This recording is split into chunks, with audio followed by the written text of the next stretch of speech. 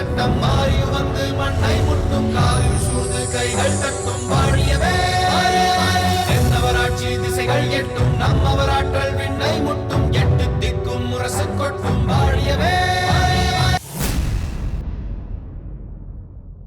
தளபதியாரே,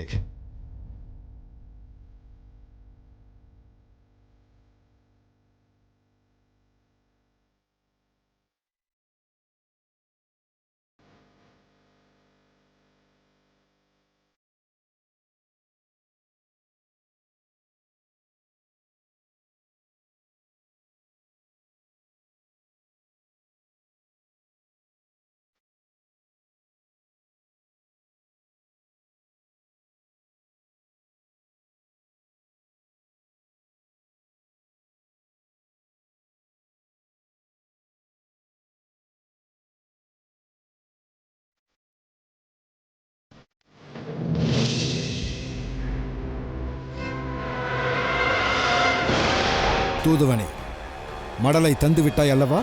இனி நீ போகலாம். அது என்ன? தங்களிடம் இருந்து பதில் மடல் பெற்ற பிறகுதான் என்னை அங்கு வர சொல்லியிருக்கிறார் சோழ மன்னர். ஓ, உங்கள் மன்னருக்கு அவ்வளவு அவசரமோ? அப்படியெல்லாம் உடனே இதை பற்றி ஒரு தீர்மானத்திற்கு வர முடியாது. நான் அவையில் விவாதித்து எங்கள் தூதுவனிடம் மடலை தந்து அனுப்புகிறேன். நீ செல். ஆணை மன்னவா? அமைச்சரே, இந்த மடல் நீங்கள் சொன்னபடி இங்குள்ள நிலையை சோழ மன்னருக்கு அறிவிக்க வேண்டிய அவசியமில்லாமல் செய்துவிட்டது.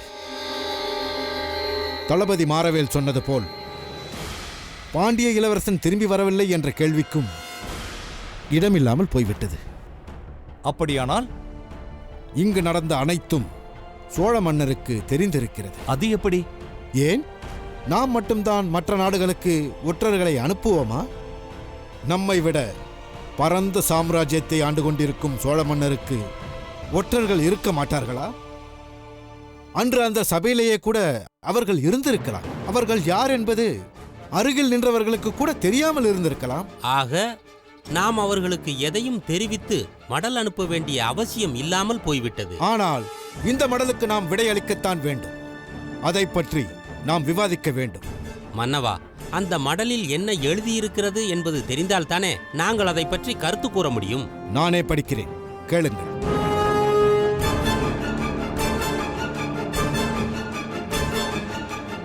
சேர நாட்டின் மாமன்னருக்கு என் வணக்கம். மாமன்னர் என்று குறிப்பிடுவதன் மூலம் நீங்கள் ஒன்றும் என்னைப் போல மாமன்னர் இல்லை என்று சுட்டிக்காட்டுகின்றாரா சோழ மன்னர்? மாரவேல், எதற்குத்தான் பிரச்சனை செய்வது என்று இல்லையா? சோழ நாட்டில் எப்பொழுது நம் மன்னரை பற்றி குறிப்பிட்டாலும் சேர மாமன்னர் என்றுதான் குறிப்பிடுவார் சோழ மன்னர். மன்னர் மடலை படிக்கும்போது இப்படி குறுக்கிடுவது முறையல்ல. மன்னியுங்கள். தாங்கள் தொடர்ந்து படியுங்கள் மன்னவா.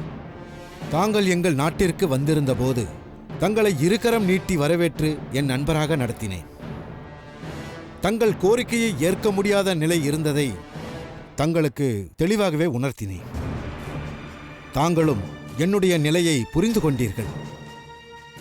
ஆனால் காரணம் இல்லாமல் பாண்டிய இளவரசர்தான் தங்கள் மகளை கிள்ளிவளவனுக்கு மனம் முடித்து வைக்க தடையாக இருக்கிறார் என்ற கருத்தை என்னுடனேயே இருந்து கொண்டு எனக்கு எதிராக செயல்படும் சிலர் தங்கள் மனதில் புகுத்திவிட்டார்கள்.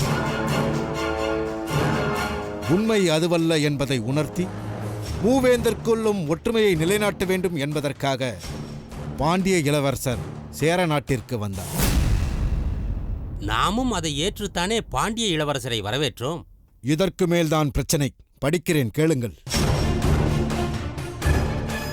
ஆனால் வந்த இடத்தில் சற்றும் எதிர்பாராத விபரீதம் நடந்தது என்பதை கேட்டவுடன் நான் திகைத்து போனேன்.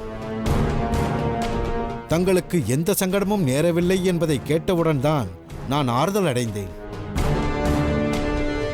எது எப்படியாயினும் இளம் வழுதி பாண்டிய நாட்டின் இளவரசர், என் மகளை மணந்த மருமகன். அவரை விடுவித்து அனுப்பி வையுங்கள். அந்த வீரர்கள் ஏன் அப்படி செய்தார்கள், யாரால் அப்படி மாறினார்கள் என்பதை நாம் இருவரும் இணைந்து விசாரித்து தக்க தண்டனை வழங்கலாம். இப்போது முதலில் தாங்கள் செய்ய வேண்டியது என் மருமகனை கௌரவமாக திருப்பி அனுப்புவதுதான். அதன் மூலம் நமது நட்பு நிலைத்திருக்க வழிவகுப்பீர்கள் என்று நம்புகிறேன். இங்கனம் சோழ மன்னர்.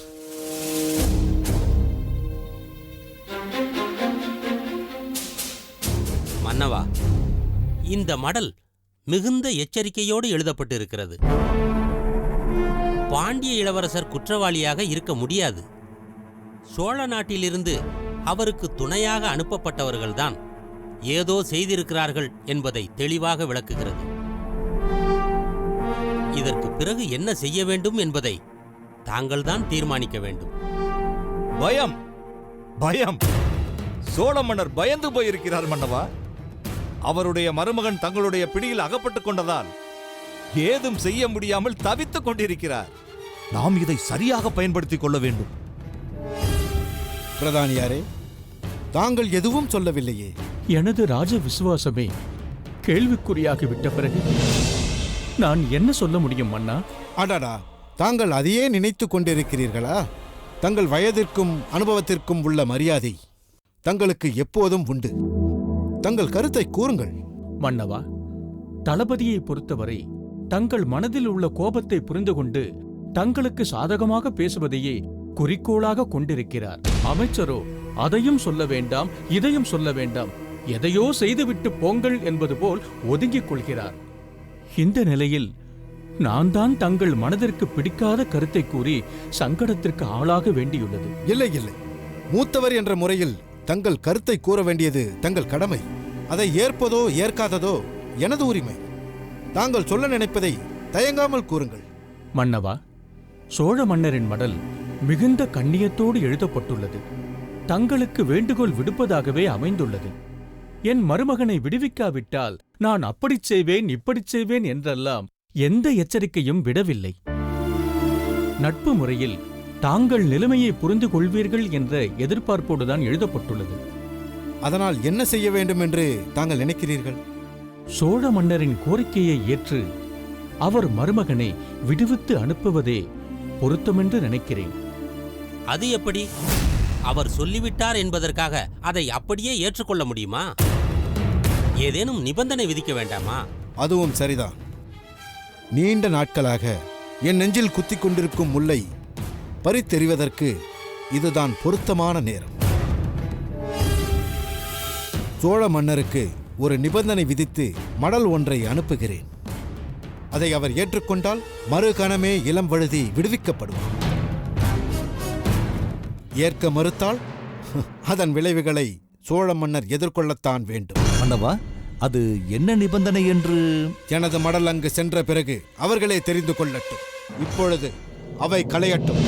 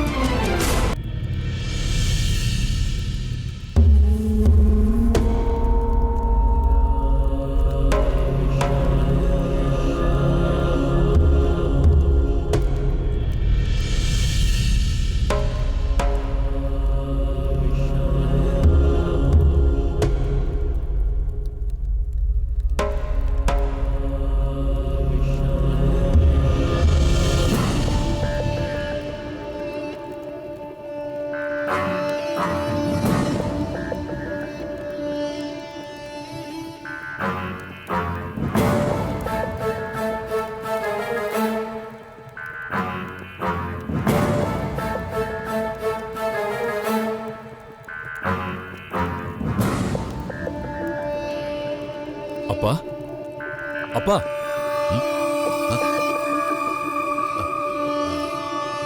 டேய் இடும்பா, நீ எதற்காகடா இங்கே வந்தாய்? உன் அம்மாவின் கண்ணில் தென்பட்டால் அவ்வளவுதான். எதற்காக இவனை இங்கே வரவழைத்தீர்கள் என்று என் மீதுதான் கோவப்படுவாள். நீ உடனே இங்கிருந்து போய்விடு. அப்பா, ஒரு முக்கியமான செய்தியை தங்களிடம் கூறுவதற்காகத்தான் இப்போது இங்கு வந்தேன். முக்கியமான செய்தியை கூறுவதற்காக வந்தாயா? ஆமா, காட்டில் நிறைய தேரடை இருக்கின்றது. என் நண்பர்களுடன் சேர்ந்து தேரெடுக்கப் போகிறேன் என்று கூறினாயே, போகவில்லையா? போகத்தான் இருந்தேன். அதற்குள் உங்கள் நண்பர் முனியப்பன் என்னிடத்தில் ஒரு செய்தியை சொல்லி அனுப்பினார். அதை தங்களிடம் சொல்லிவிட்டு போகலாம் என்றுதான் வந்தேன். அட, முனியப்பன் வந்திருந்தானா? என்ன சொன்னார்? என்ன சொன்னார்? புது மரத்தில் கல் இறக்குகிறோம், உன் அப்பனை உடனே வரச்சொல் என்று சொன்னார். புது மரத்தில் கல் இறக்குகிறார்களா? ஆ, அந்த இடமே திருவிழா போல் காணப்படுமே. இப்பொழுது என்ன செய்வது? இந்த சந்தர்ப்பத்தை நடுவ விடக்கூடாதே. டேய் இடும்பா, மகனே, எனக்கு ஒரு உதவி செய்வாயா? என்ன? கொஞ்ச நேரம் நீ இங்கே காவல் இரு. நான் இப்பொழுதே சென்று ஓரெட்டில் முனியப்பனை பார்த்து விட்டு வந்து விடுகிறேன். வேண்டாம். நீங்கள் இப்போது போனால் வரமாட்டீர்கள். கள்மொந்தையே கதி என்று அதில் மூழ்கி விடுவீர்கள். பிறகு அம்மாவிற்கு தெரிந்தால் என்னைத்தான் திட்டுவார்கள். ஏய், அதையெல்லாம் நான் பார்த்துக் கொள்கின்றேன். நீ காவலில் இரு. நான் உடனே போய் பார்த்து விட்டு வந்து விடுகிறேன். சரியா?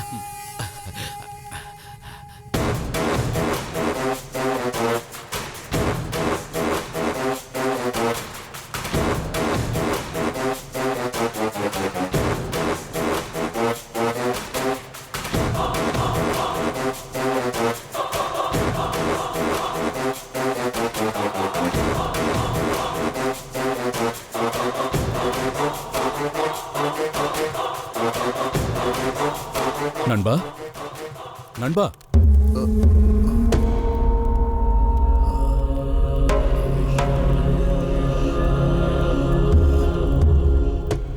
எனக்குரிய தண்டனையை நிறைவேற்ற இப்போது நீ வந்திருக்கிறாயா? இப்படி நாளிகைக்கு மாறி மாறி வந்து ஏன் என்னை சித்திரவதை செய்கிறீர்கள்? ஆமாம், இதற்கு முன்னர் உன்னை நான் பார்த்ததில்லையே. புதியவனாக இருக்கின்றாயே. நீ யார்? என்னை உன் நண்பன் என்று நினைத்துக்கொள். உனக்கு உதவி செய்வதற்காக நான் வந்திருக்கிறேன்.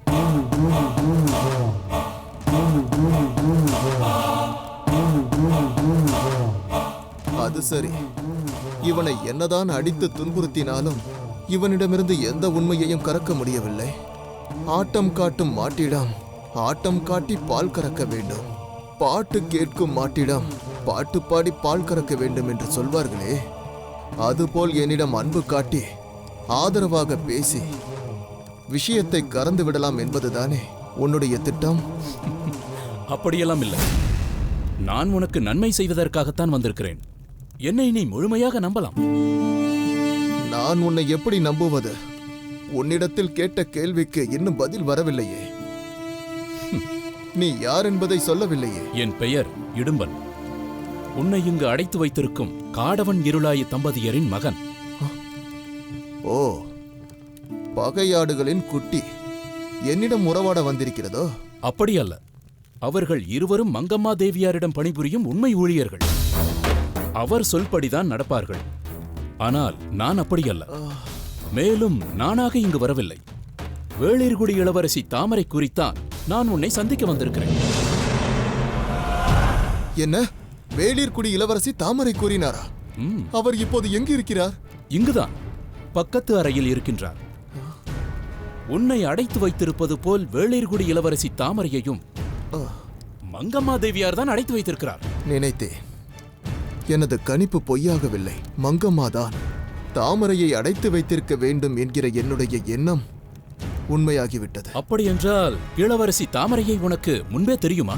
வேளிர்குடி இளவரசி தாமரையை எனக்கு நன்றாக தெரியும். ஆனால் அவருக்கு என்னை தெரியுமா என்பது பற்றி எனக்கு தெரியாது. உனது பெயர் என்ன? உன்னை பற்றி தெரிந்து கொண்டு உனக்கு உதவ வேண்டும் என்பதற்காகத்தான் வேளிர்குடி இளவரசி தாமரை என்னை இங்கு அனுப்பி வைத்தார். சொல், நீ யார்? என் பெயர் விமலாதித்தன். சோழ நாட்டு வீராங்கனை முத்து நகையின் ஒற்றன். நான் விஜய பூபதியின் ஒற்றன் என்று நினைத்து மங்கம்மா அவ்வப்போது எனக்கு இட்ட பணிகளை செவ்வனே செய்து அவருடைய நன்மதிப்பை பெற்றேன். மங்கம்மாவின் நன்மதிப்புக்குரியவன் என்பதால் மங்கம்மாவை பின்தொடர்ந்து கண்காணிக்க பார்த்திபனும் விஜய பூபதியும் என்னை அனுப்பினார்கள். அப்படி மங்கம்மாவை பின்தொடர்ந்து வந்தபோதுதான் வகையாக மாட்டிக்கொண்டேன். இப்போது இங்கிருந்து நான் எப்படியாவது தப்பிக்க வேண்டும். கவலைப்படாதே. உன்னையும் இளவரசி தாமரையையும் இங்கிருந்து தப்பிக்க வைப்பதுதான் என்னுடைய முதல் வேலை. இதை கேட்பதற்கு எனக்கு மிகவும் சந்தோஷமாக இருக்கிறது.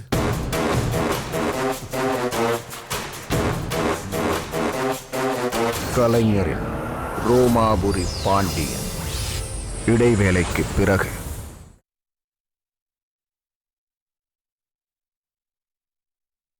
கலைஞரின் ரோமாபுரி பாண்டியன் தொடர்கிறது.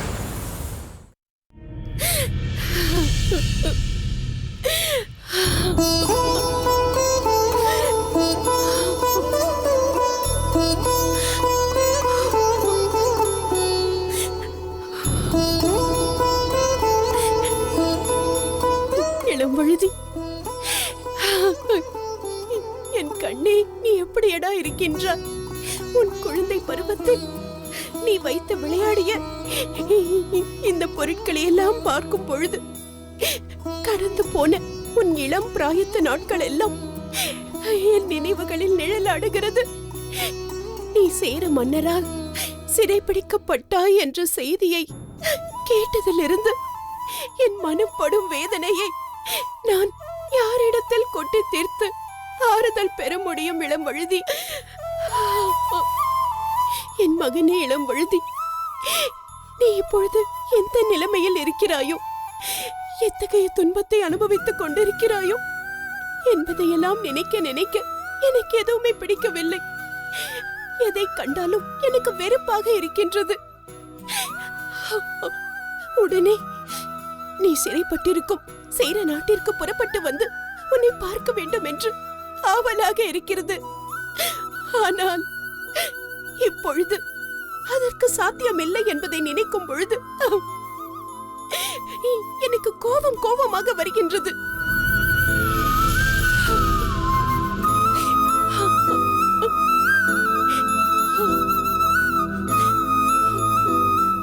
இதோ இந்த பால் சங்கு, மரப்பாச்சி பொம்மைகள் இவற்றையெல்லாம் பார்க்கும் பொழுது சின்னஞ்சிறு வயதில் பிஞ்சு காலால் என்னை நோக்கி வந்த உனது தளிர் நடையும், என் முகம் பற்றிய உனது பூந்தளிர் கரங்களும், நான் வாரி அணைத்த உன் பொன்னிற மேனியும் எனது நினைவுகளில் வந்து என்னை கண்கலங்க வைக்கின்றது.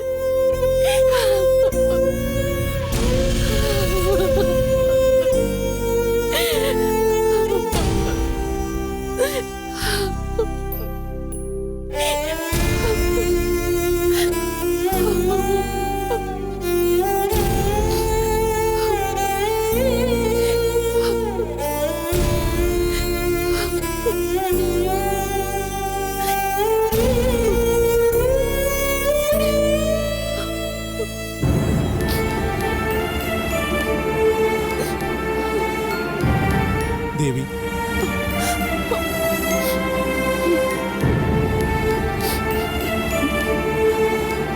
பிரபு, நம் மகன் இளம்பழுதியை நினைத்து உன்னை நீயே வருத்திக் கொள்வதையும் வருந்திக் கொண்டிருப்பதையும் பார்க்கும்போது என் மனதிற்கு மிகவும் சங்கடமாக இருக்கின்றது. இளம்பழுதிக்கு எதுவும் ஆகாது. விரைவில் அவன் வந்து விடுவான்.